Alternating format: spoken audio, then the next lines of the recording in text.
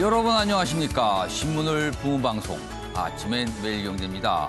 총선을 앞두고 돈 주겠다는 약속이 곳곳에서 쏟아집니다. 과거처럼 돈 봉투를 대놓고 주는 게 아니고요.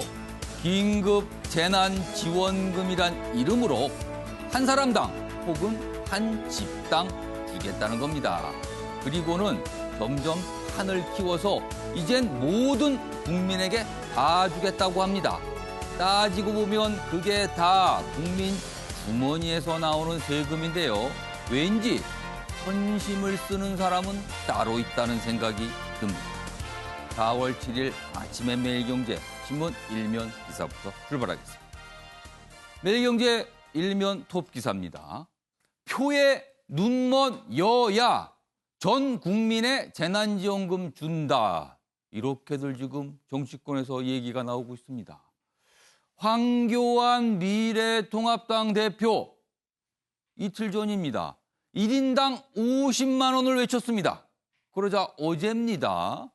이해찬 더불어민주당 대표 전 국민에게 지급 최대 한 가구당 100만 원을 얘기합니다.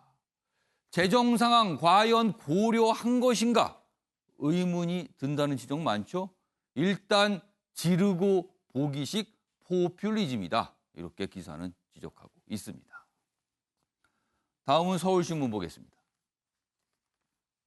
힘 실리는 전국민 재난지원금. 그렇습니다. 집권 여당의 대표가 강력히 주장을 했거든요. 민주당 소득 관계없이 총선 후 지급 추진. 4인 가족 기준 100만 원인데요. 이럴 경우에는 정부가 발표한 금액보다 4조 원이 더 필요하게 됩니다. 자, 미래통합당 우리 안을 받은 것이다. 대화에 응하겠다. 이렇게 또 입장이 나왔고요. 청와대는 신중론 속에 여야 합의된 논의 이런 여지를 남겨두기도 했다는 내용입니다. 이번엔 중앙일보 보겠습니다. 6,100명입니다. 3월, 지난달이죠. 3월 하루 평균 실직자 숫자입니다. 매일 이렇게 실직자가 늘어났다는 거예요. 매일 대기업 한 개 일자리가 사라졌다. 3월 신규 실업급여 신청이 19만 명입니다. 작년 대비 53% 급증이란 표현이 딱 맞는 상황입니다. 실업은 경기 악화 다음에 나타나는데 최악 아직 멀었다. 4월과 5월이 더 두렵다는 얘기가 나오고 있습니다. 마지막으로 조선일보 보겠습니다. 기사가 이쪽 끝에 있습니다. 자가격리자의 전자발찌를 채우는 방안이 유력하게 검토되고 있습니다. 오늘 정부가 회의를 통해서 무언가 결정을 할 것으로 보이는데요. 외국인의 경우에요. 이 전자발찌 거절할 때는 입국을 거부한다는 얘기가 나옵니다. 그리고 내국인, 한국 국적자분들에게는요. 동의를 받아서 전자발찌를 씌운다는 건데 과연 이게 되는 건지 아니면 여러 가지 문제가 있는 건지 논란이 좀 있을 것 같습니다. 자, 지금까지 일면 기사 짚어봤고요. 오늘도 네 분 패널 나오셨습니다. 한 분씩 소개해드리겠습니다. 먼저 최경선 매일경제 논설위원 자리하셨고요. 그 옆에는요 윤기찬 변호사 나오셨습니다. 그리고 양지열 변호사도 자리하셨고요. 오창석 시사평론가도 나오셨습니다. 안녕하세요. 안녕하세요.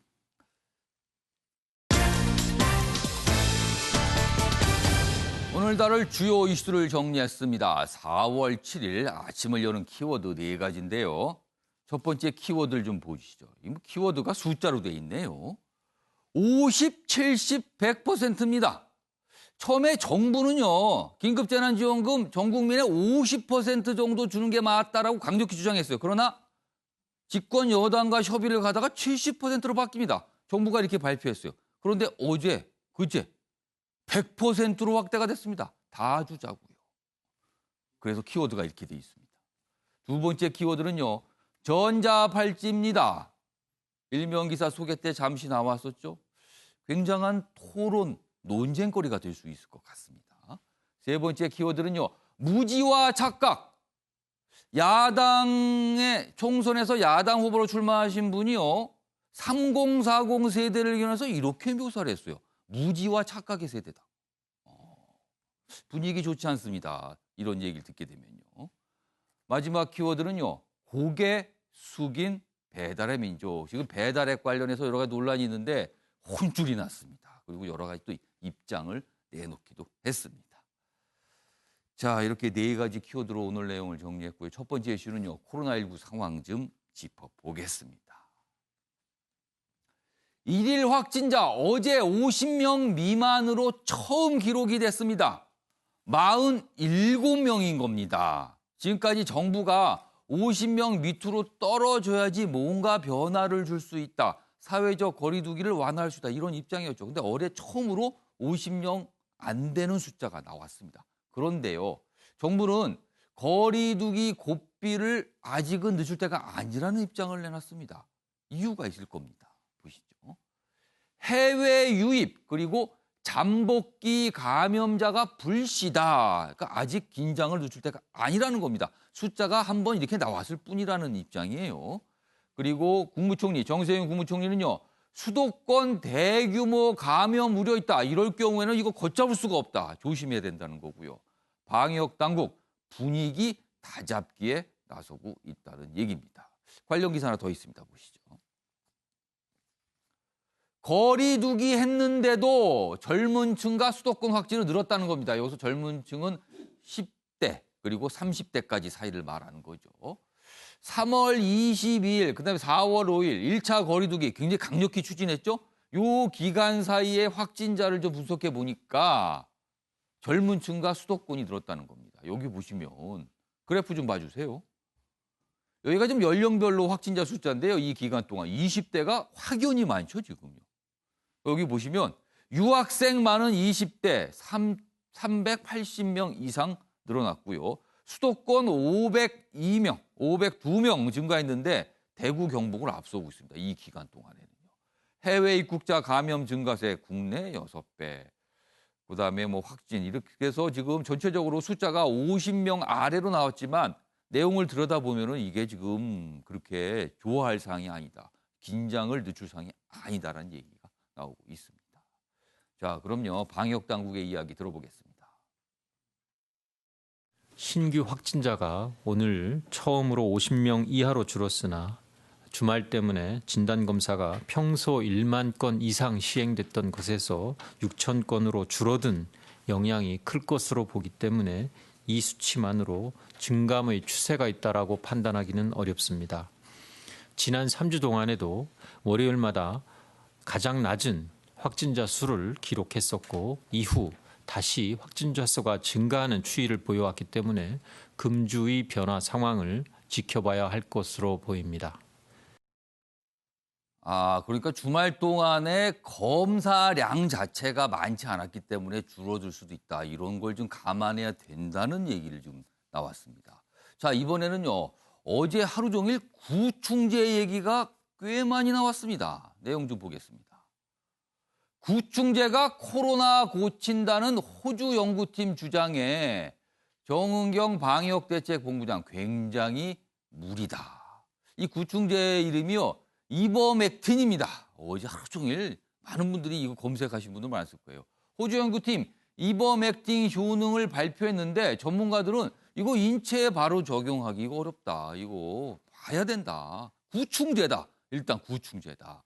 그런 얘기가 좀 있고요. 이 아랫부분도 좀 보겠습니다. 지금 미국에서는요. 트럼프 대통령이 말라리아 치료제 얘기를 자꾸 해요.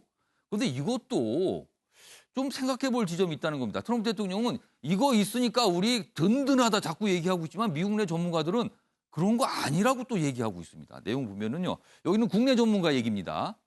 말라리아 약이 코로나 치료에 효과가 있다고 알려지자 일부 시민이 구입하려는데 말라리아 약이나 이버맥틴은 단순히 타이레놀 복용하듯 먹는 약이 아니다. 이거는 정말 조심조심 복용을 해야 되는 거지 그냥 무슨 해열제처럼 먹는 약이 아니라는 겁니다, 지금요.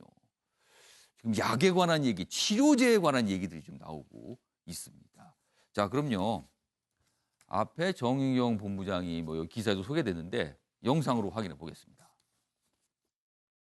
정확한 용량이나 아니면은 부작용에 대한 안전성, 유효성에 대한 게 충분히 검증이 되어 있지 않기 때문에 이 부분을 임상에 적용하는 것은 굉장히 무리가 있고 한계가 있다라고 생각합니다. 하나의 그런 효과가 있을 그런 약제에 대한 그런 연구 단계에서의 제언이지 이게. 자, 그럼 지금부터 전문가와 함께 좀 더 자세한 이야기 좀 해보겠습니다.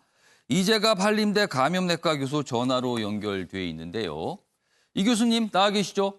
네, 안녕하세요. 예. 저희가 교수님과 전화 연결하기 전에 이제 몇 가지 기사를 좀 소개했어요. 많은 분들이 좀 궁금해하실 것 같아서 이 얘기부터 좀 해보겠습니다. 먼저 확진자 숫자가 50명 이하를 기록을 했습니다. 일단 네. 처음 보는 숫자이기 때문에 많은 분들이 좀 반가워했어요. 그러나 긴장을 늦출 수는 없다 이런 얘기가 나오는데 왜 그런 겁니까? 사실 첫 번째는 이게 주말 지나서 나온 결과이기 때문에요. 예. 주말에 이제 대부분의 병원들이나 선별진료소들이 근무 시간이 짧기 때문에 검사 예. 숫자가 좀 적었고요. 그리고 그다음에 계속 해외에서 유입하는 환자들 숫자가 계속 되고 있고, 예. 또한 이제 서울을 포함한 수도권 지역에서의 그런 확진자 숫자가 계속 늘어나서 최근에는 계속 대구, 경북보다 더 많은 상황이거든요. 예. 그래서 인구 밀접 지역인 서울, 경기 지역에서의 확진자가 계속 늘어나는 상황들이 그렇게 예. 이제 지역사회 감염의 그런 모습들이 아직까지 완전히 잡힌 게 아니기 때문에 네, 그래서 언제든 서울, 경기 지역 중심으로 환자 수가 갑자기 늘어날 수 있을 수도 있기 때문에 그래서 사회적 거리두기를 더 강화해야 된다 이런 의미를 말씀드리고 있습니다. 자, 일각에서는 사실 대구, 경북 쪽의 확진자 숫자를 빼고 특히 수도권에 집중해서 보면 아직은 추세가 꺾였다고 보기는 어렵다 이런 분석도 좀 있거든요. 이거는 맞는 맞습니다. 얘기입니까? 왜냐하면 그러니까 이제 저희가 대구 경북 같은 경우는 신천지 이후에 예. 환자 많이 발생하면서 숫자가 확 급증했던 모습들을 보기 때문에 예. 그 당시에 뭐 500명, 900명 뭐 이렇게 발생을 했었기 때문에 예. 지금 한 100여 명 발생하는 게 상당히 적게 느껴지기는 하는데 예. 우리가 이제 되돌아보면 초기에 이제 28번 환자까지 30번 전의 환자들까지 기억을 해보면 예. 2, 3일에 한두 명씩 발생을 하고 있었잖아요. 예. 그렇죠. 그러니까 그때부터 시작해서 점진적으로 신천지를 빼고 나면 점진적으로 예. 증가돼서 한 100여 명까지 발생했다 이렇게 볼 수도 있는 상황이거든요. 예. 그렇기 때문에 환자 숫자는 상당히 이제 많은 숫자가 발생을 하고 있다고 볼 수도 있고요. 근데 예. 이게 인구가 최고 밀집 지역인 서울 경기에 집중되고 있기 때문에 예. 서울 경기에서 만약에 환자 수가 늘어나기 시작하면 걷잡을 수 없이 늘어날 수 있는 그런 특성을 가지고 있어서 그래서 저희가 이제 긴장을 놓기는 좀 어려운 상황이 될 계기를 드리는 겁니다. 수도권에만 2,500만 명이 지금 집중적으로 거주를 하고 있기 때문에 많은 분들이 그런 부분들도 걱정하고 계신 것 같습니다. 이번에는요, 치료제 얘기 좀 해보겠는데요. 어제 하루 종일 네. 구충제 얘기 참 많은 분들이 이야기하셨는데 이버맥틴입니다. 호주 연구팀이 뭐 실험을 좀 했더니 이게 효과가 있더라 나오면서 굉장히 화제가 되고 집중을 받았거든요. 네. 자, 이 구충제, 이 코로나19에 정말 효과가 있는 겁니까? 아직은 모르는 겁니까? 이걸 어떻게 판단해야 됩니까? 사실 그 세포 단계에서 효과가 있을 거라고 얘기를 했던 약들이 꽤 많았습니다. 예. 그러니까 이제 뭐 우리가 알고 있는 HIV 치료제인 칼레트라도 그랬고, 예. 그다음에 하이드록시클로로카인 같은 약들도 세포 단계 실험에서는 상당히 효과가 있을 거라고 얘기를 했는데, 예. 실제로 사람 대상으로 이제 아직 뭐 대규모 임상 결과는 안 나왔지만 예. 일부 소규모 임상 결과를 보게 되면 그다지 사람에도 효과가 뭐 있는 것 같지 않다. 뭐 효과가 제한적이다 이런 얘기가 계속 나오고 있거든요. 예. 그러니까 이게 지금 이버맥틴 같은 경우에도 세포 단계에서 효과가 있을 거라고만 이제 얘기가 나온 거지 아직까지 사람 대상에서의 검증이 전혀 이루어지지 않았기 때문에 예. 그냥 약간의 기대 정도지 이게 실제로 효과가 있을 거다 이렇게 예측하기는 좀 상당히 좀 아직까지 먼 가정이 남아 있다는 거죠. 얼마 전엔 사실 뭐 암에 또 어떤 구충제가 효과가 있다는 얘기가 얼마 전에 있었는데 또 구충제 얘기가 나오니까 사람들은 아니 구충제가 도대체 뭐길래 뭐 이렇게 뭐 이런 효과가 있다고 자꾸 주장이 나오는가 이런 또 궁금한 점도 좀 있어요. 사실 이제 그 뭐 항암 쪽에 쓰일 때 좀 있었던 구충제하고도 이 약은 또 다른 약이거든요. 예. 그리고 이제 모르겠습니다. 사실 기전 자체가 지금 어떻게 효과가 있을지에 대한 기전이 전혀 연구된 적이 없기 때문에 예. 그러니까 더 저희가 이제 이 연구 자체를 조금 더 결과를 기다려봐야 되는 얘기를 더 하는 거거든요. 그리고요 또 미국에서는 말라리아 약 얘기를 트럼프 대통령이 뭐 나서서 좀 하고 있거든요. 이 말라리아 약을 많이 확보하기 때문에 뭐 굉장히 걱정할 필요가 없다는 식으로 얘기가 나오는데 이 말라리아 약 정말 치료제가 될 수 있는 겁니까? 이제 아까 방금 전에 언급드렸지만 하이드록시클로로카인이 그 트럼프 예. 대통령이 말한 그 예. 말라리아 치료제인데요. 예. 지금 일부 임상 결과에서 그렇게 뭐 효과 좋다 이렇게 얘기가 안 나오고 있거든요. 그래서 그다음에 지금 국내에서도 지금 임상 연구를 진행하고 있고 외국에서도 연구가 진행되고 있는 걸로 알아서요. 예. 그 연구 결과들을 좀 종합해 봐야 실제 효과가 얼마나 좋은지 이제 예상을 할 수 있을 것 같습니다. 그러면은 뭐 사실 치료제 가능성이 있다고 언급되는 약들 아직은 잘 모른다. 좀 더 검증할 필요. 이거 꼭 거쳐야 된다는 소리네요. 지금은요. 네, 맞습니다. 예. 자, 그럼 이 교수님 잠깐 저희가 기사 몇 건 더 소개하고 인터뷰 이어가도록 하겠습니다. 다음 기사 보겠습니다. 뉴욕 동물원 호랑이도 코로나에 감염됐다. 지금 사람으로부터 동물로의 감염 얘기가 그동안 뭐 홍콩에서 그런 사례가 있었다, 과거에 있었죠. 그런데 지금 호랑이가 확진이 됐다는 거예요. 이거 분명히 뭐 호랑이가 어디 가서 감염을 되었을 리는 없을 테고 사람으로부터 감염된 것으로 보이잖아요. 그리고 뭐 사자도 감염이 됐다는 얘기까지 나오고 있는데 그러면은 많은 분들이 이 얘기를 듣고 걱정하시는 게 그렇다면은 반려견들, 반려묘는 어떻게 되는 건가? 이 걱정을 또 하게 되는 상황이 왔습니다. 다음 기사도 하나 더 보겠습니다. 완치 후 재확진이 51명입니다.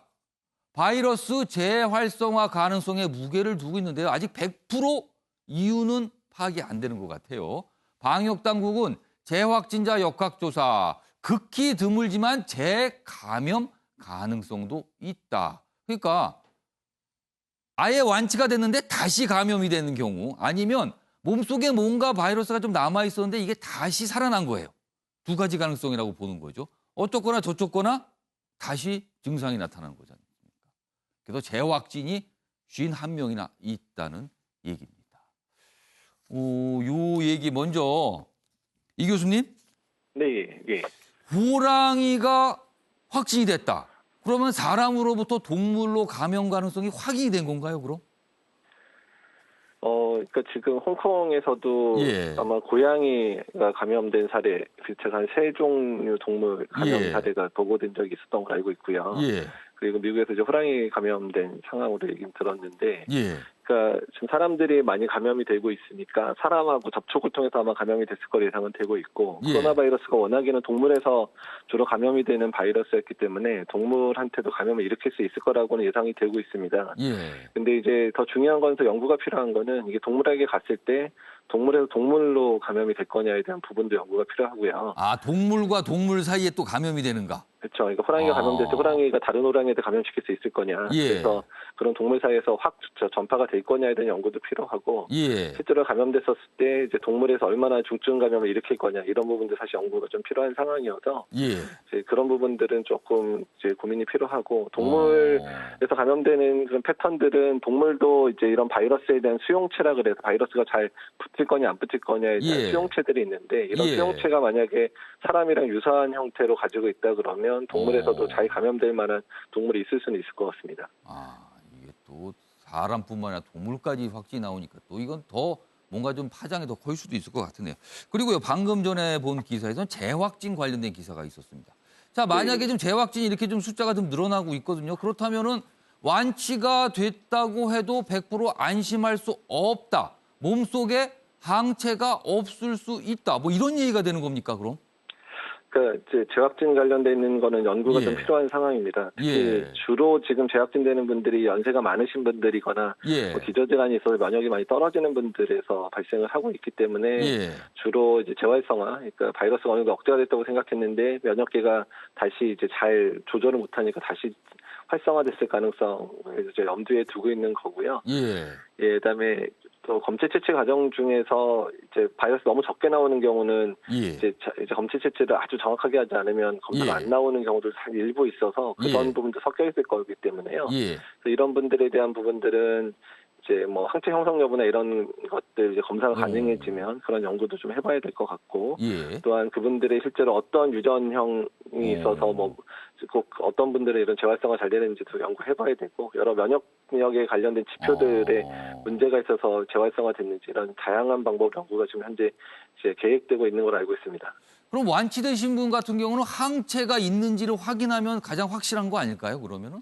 그런 방법일 수 있는데요. 그러니까 예. 항체 검사 방법 자체가 아직까지 이제 회사 몇몇 회사들이 검체 방법을 내긴 냈는데 어떤 항체가 이 사람한테 재감염이 안 되는지에 대한 보통 저희가 중화항체라고 표현하는데 그 중화항체가 어떤 건지에 대한 연구가 지금 진행 중이고 확실하게 딱 잡히지 않았거든요. 예. 그래서 그런 연구까지 나와야 재감염 여부 또는 재활성화 여부에 대한 좀 결론도 나올 수 있을 것 같습니다.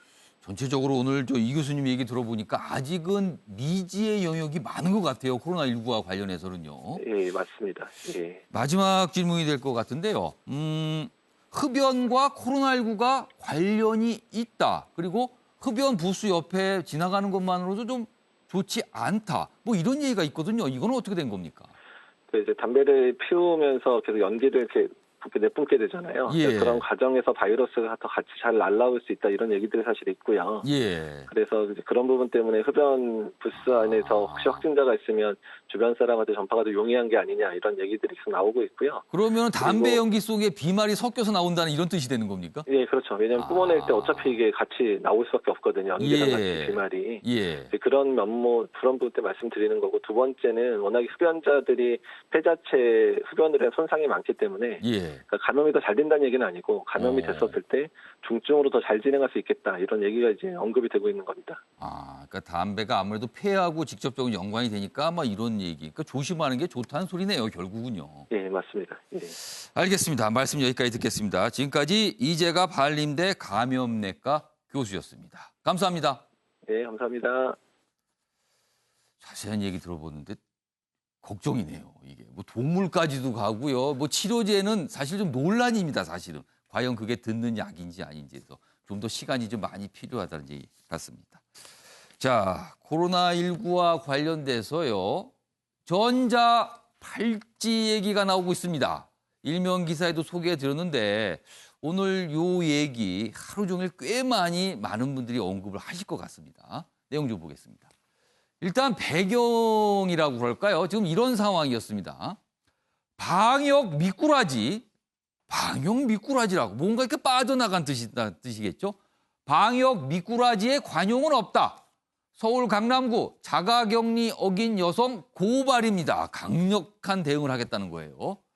확진자 접촉해 격리 통지받고 무단 이탈, 자가격리 위반, 구로에 60대 2명도 적발됐다. 그리고 어떤 자치구에서는 공무원 1,600명 동원해서 1대1 모니터링을 하고 있답니다.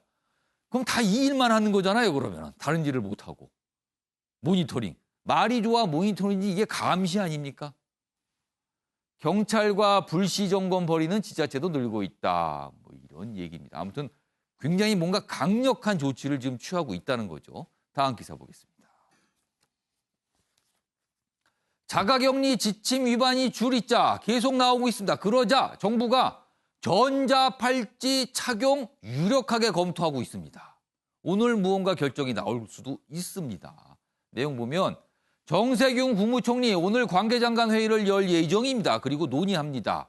도입 여부 그리고 구체적인 방안을 논의할 예정이다. 여기서 방안이라 하면요. 과연 누구를 대상자로 할 것인가? 그리고 어느 정도 기간 착용토록 할 것인가? 그리고 그 전자 팔찌조차 어겼을 경우에는 예를 들어서 그 팔찌 찾는데 띄워버리고 그럴 수 있잖아요. 어떻게 할 것인가? 이런 논의를 한다는 겁니다. 그런데요. 이런 게 나올 때마다 항상 고민이 되는 부분이 인권입니다. 인권. 전체 착용된 인권 침해 논란이 예상된다. 여기서 말하는 전체란 그러니까 모든 입국자들 대상으로 이걸 채우겠다. 이럴 경우에는 이게 인권 문제하고 또 관련이 돼 있잖아요. 그래서 일단 한국 국적자 내국인의 경우에는 동의를 한 사람에 한해 우선 적용할 듯 하고요. 외국인의 경우에는요. 전자팔찌를 안 차겠다고 하면 입국 거부를 할 수 있다. 아마 이 정도 논의가 나오지 않을까 예상이 되고 있습니다. 자, 그럼요. 이 내용과 관련해서 먼저 영상 하나 듣고 이어가겠습니다. 신체에 이러한 팔찌를 직접 부착시키고 이를 통해서 전자적인 장치를 통해서 자가격리 장소로부터의 이탈 여부 등을 실시간으로 관리하는 것이 뭐 실질적으로는 효과적인 수단이 될 수도 있겠습니다만 그 개발을 위해서 소요되는 기간 또 그리고 비용 그리고 실제로 실제로 적용했을 때 나타날 수 있는 다른 문제점이나 법리적인 문제가 없는지 등이 같이 고민이 돼야 되는 이런 방안이기 때문에 다른 대안들과 같이 병렬적으로 놓고 어떠한 수단이 이 시기에 가장 효과적으로 정부 측에서 선택할 수 있는 대안인지에 대한 고민이 필요한 사안이라고 보입니다. 김광립 차관이 설명하는데 굉장히 사실 조심스럽죠. 사실은 이게 조심스러운 부분이 있습니다. 자, 지금 네 분 패널께 제가 미리 생각 좀 해두시라고 질문을 드렸는데 이 전자팔찌, 입국자들을 대상으로 한 전자팔찌 찬성하시는지 반대하시는지 일단 그 의견부터 들어보겠습니다. 양지열 변호사, 찬성하십니까? 반대하십니까? 저는 일단 찬성하고요. 찬성. 예. 네, 일단 보면 이게 감염법 예방 및 관리에 관한 법률 49조에 보면 예. 지자체장이나 보건복지부 장관 같은 경우는 감염법 예방을 위해서 필요한 조치를 해야 합니다. 그 예. 조치에 입원이나 격리 조치가 포함이 돼 있고 예. 거기에 법 규정이 또 그에 필요한 조치까지도 해야 한다. 이게 할 수 있다가 아니라 해야만 하는 정도의 의무사항이거든요. 이게 전자팔찌라는 이름 자체가 예. 괜히 이제 성범죄자나 강력범죄자들에게 주어진 전자발찌를 연상을 시키기 때문에 그렇죠. 그건 전자발찌죠. 예, 그거를 연장시키기 때문에 이렇게 어마무시하게 느껴질 수가 있는데 요즘엔 사실 스마트워치도 굉장히 많이 사용하라고 밴드 형태로 아주 간단하게 큰 부담이 없이 이게 만들어진 것들이 되게 많고 지금 정부에서 내놓은 안을 보면 예. 스마트폰을 놓고 나가시는 분들이 계신데 그런 경우가 적발이 됐어요. 이거는 스마트폰하고 연결이 돼서 스마트폰으로 일정 거리를 떨어지게 되면 경보음이 통제 상태에 가는 겁니다. 그렇기 때문에 실제로 그렇게 큰 인권에 대한 제한이 발생하지 않고요. 이제 얼마 전에 프랑스 기자 한 사람이 예. 대한민국의 지금 호텔에서 이 사람이 이제 취재하러 왔다가 이제 자가격리가 놓여 있는 사람인데 취재를 하는데 격리가 됐어요. 예, 호텔에서 지금 격리 생활하는데 예. 근데 그 기사를 쓴 게 있어요.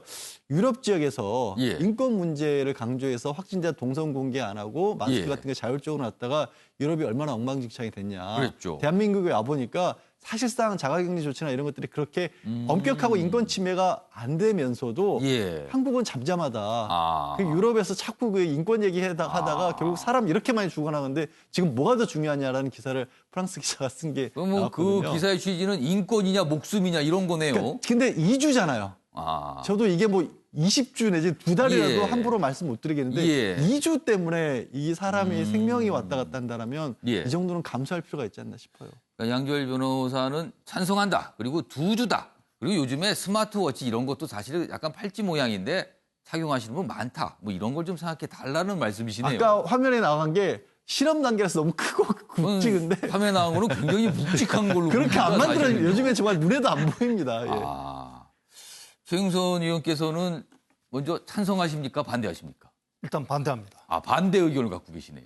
예. 일단 뭐 정부가 오죽했으면 이런 대책을 꺼냈겠느냐 예. 하는 거는 이해는 합니다. 예. 자가격리를 어긴 사람들이 늘어나니까 그 부분에 대한 이제 뭐 핸드폰을 놓고 나가는 사람들 예. 이런 것 때문에 나왔는데 예. 그렇다 하더라도 이 전자발찌, 전자팔찌 이 예. 얘기를 들으면은 예. 모든 사람이 성범죄자를 연상을 하게 되고 저만 하도 그렇게 되는데 왠지 모르게 그거를 차는 거 요청을 받으면 나를 왠지 뭐 잠재적 범죄자로 생각을 하나 뭐 이런 그러니까, 느낌이 들 수도 있어요. 전염을 막기 위해 가지고 예. 격리를 하는 것은 당연히 이해를 하고 받아들여야 되지만은 그러면은 전자발찌, 팔찌 그러면은 예. 나를 범죄자 취급하는 것이냐, 국민을 범죄자 취급하는 것이냐 예. 이런 그 어떤 심리적 거부감이 바로 들게 돼 있거든요. 예. 그래서 사실은 저는 이게 이제 모든 대응은 예. 과도하지 말아야 된다. 예. 는 측면에서 본다면 이건 좀 과도한 대응이 아닌가 이렇게 느낌이 들고 다른 방법 예를 들어서 이제 예. 어겼을 때 물론 어겼을 때 사회에 미치는 피해가 워낙 큰 것은 사실입니다. 그래서 정부가 이런 것까지 오죽하면 예. 생각했겠느냐 싶지만은 이후에 어떤 처벌을 강화한다든지 예. 그다음에 어떤 이로 인해서 발생한 자가격리를 위반함으로써 생긴 피해를 갖다가 구상권을 청구해서 피해를 물게 한다든지 예. 이런 것을 충분히 숙지시켜 가지고 자가격리를 좀 더 효율적으로 하는 다른 방법이 있을 것이다. 굳이 국민을 범죄자 취급하면서까지 예. 자가격리의 효율성을 높이지 않더라도 다른 방법은 있다 이렇게 저는 생각합니다.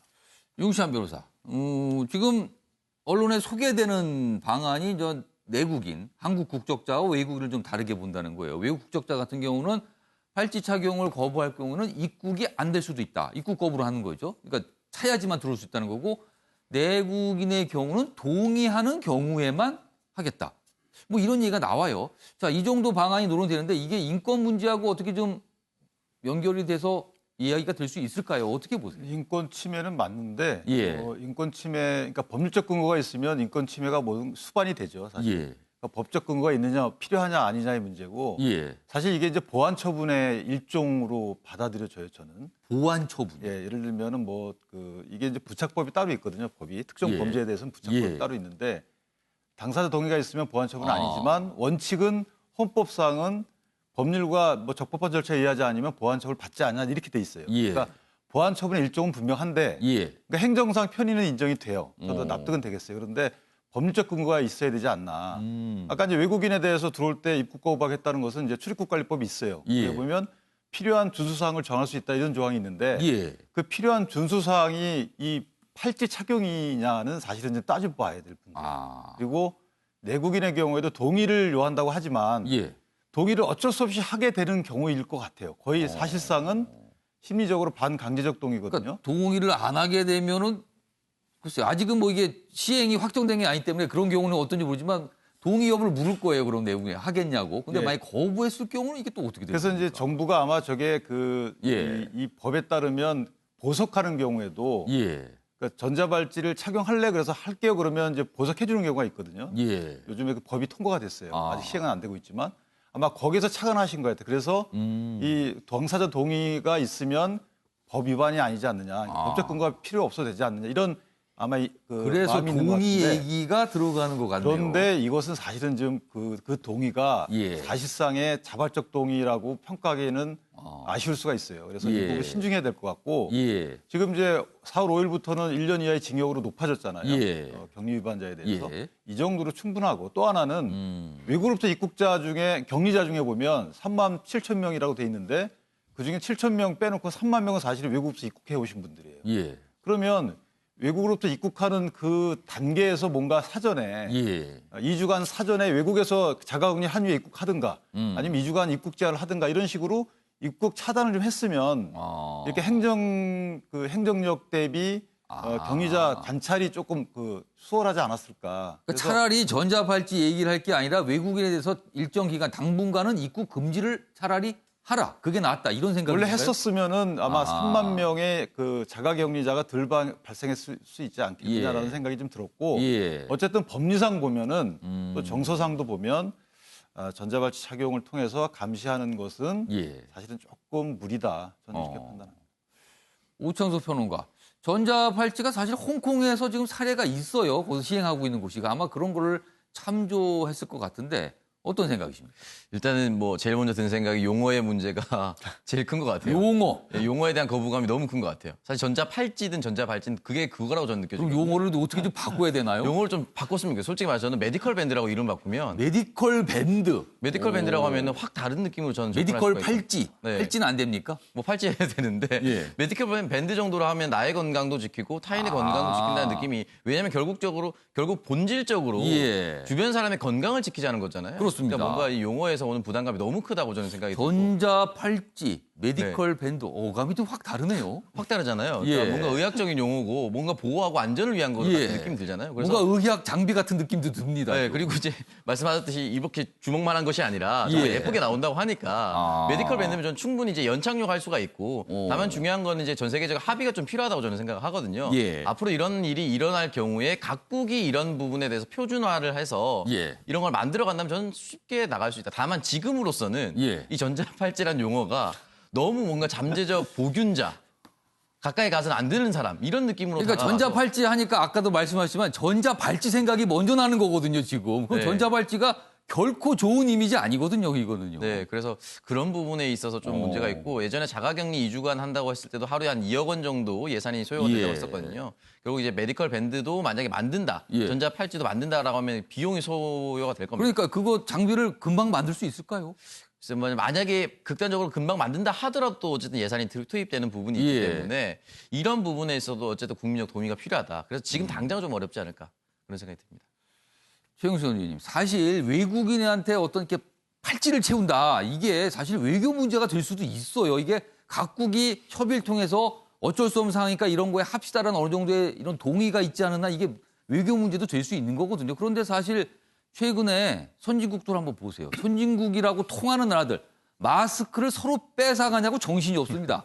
지금 전 세계 과연 무슨 이른바 글로벌 리더십이라는 게 있기는 있는 건가 막 한탄하거든요. 이런 상황에서 이런 것까지 주제로 이슈로 띄우면 이게 합의나 될까요, 이게? 일단 외국인 입국과 관련해서는 우리나라의 특수성은 있습니다. 우리나라는 수출 의존도가 높고 대단히 그 무역 자유화의 그 혜택을 많이 보는 나라이기 때문에 뭐 다른 나라처럼 외국인의 전면 입국 금지를 한다든지 이런 것은 저는 개인적으로 반대를 하고 다만 앞서도 말한 듯이 그러면은 국내에 들어와 가지고 전자 팔찌를 차게 한다. 이런 제도보다는 차라리 입국자 수를 상당히 입국 그 목적에 따라서 제한적인 비자를 발급을 해서 국내에 들어오는 외국인을 축소하는 게 옳지 않나 이런 생각이 듭니다. 이를테면 비자 쿼터를 줘서 일정 기간 동안 요 정도 인원만 있어야 된다 뭐 이런 겁니까? 이유를 봐야 되겠죠. 입국하는 이유를 기업인들 중에서 반드시 지금 와서 계약을 해야 된다든지 생산 시설을 점검을 해야 된다든지 이런 기업인들이 있을 수 있고 그다음에 국제단체 사람들이라든지 의료인이라든지 입국하는 이유가 분명한 사람들이 있지 않겠습니까? 그런 경우에 한해서 입국자 수를 좀 제한하는 것이 맞지 않나 이런 생각이 듭니다. 오늘 네 분 패널 중에서 유일하게 양지열 변호사만 이 전자팔찌 찬성 의견을 보여준 것 같아요.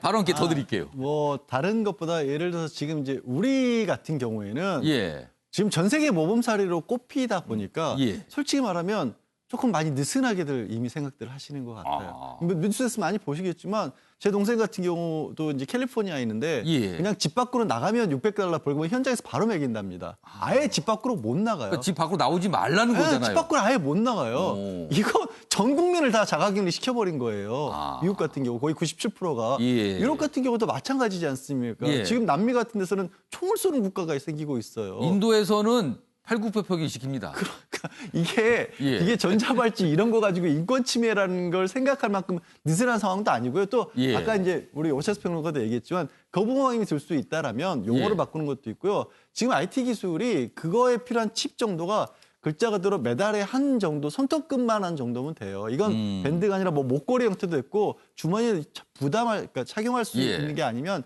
휴대하게 하는 그 방법도 있거든요.